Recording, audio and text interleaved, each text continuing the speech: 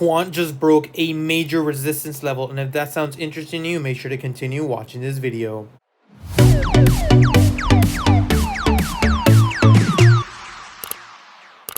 Hey guys, Pingu Charts here. Welcome back to another quant analysis. As always, if you do enjoy my content, make sure to hit that like and subscribe button. I just want to thank you guys so much for 49 likes on the previous video. I really appreciate the support. And as you can see on Quant, we have officially broken that resistance level of 187. In yesterday's video, I mentioned the more times this resistance level is going to be tested, the higher probabilities of us actually breaking that level. And I told you guys that as long as we trade above this resistance level in this consolidation, 9 out of 10 times you'll see a move to the upside, and that's exactly how it played out. We saw this beautiful candlestick breaking that resistance level at 187, and we saw a retest candlestick, but we have to be careful because now on the 4-hour we do have a confirmation of a hammer candlestick.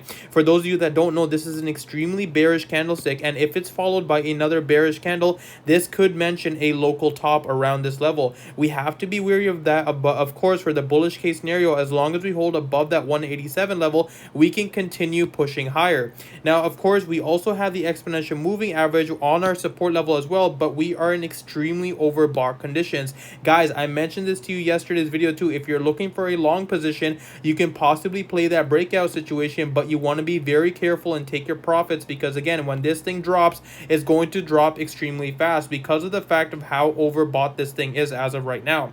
Now of course on the lower time frames, we can see that we are now retesting those exponential moving averages, but it looks like we have a small cooldown period on the 1-hour time frame, right?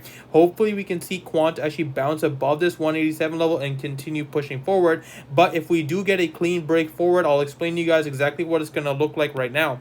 On the 4-hour chart, if we get that clean break and we push to the downside, the first thing that's going to happen is probably we'll have a nice little wick to this 20 exponential moving average around the 180.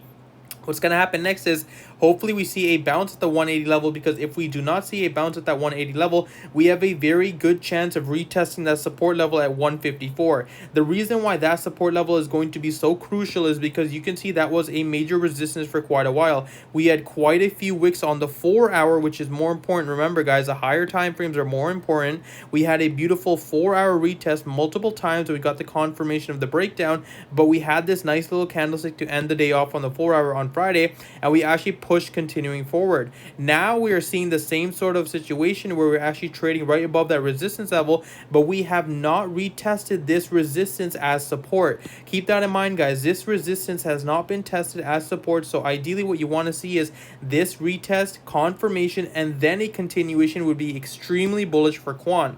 Now overall in Quant, we can see that we've pretty much been in this massive run up from all the way up from 112 when we broke over that resistance level, and now we are continuing pushing forward. So overall, you want to be careful taking any sort of long positions right now. You just want to kind of play out and see if it's going to hold that support level of 187, and if we get that confirmation, then you can also look for a move to the upside, right?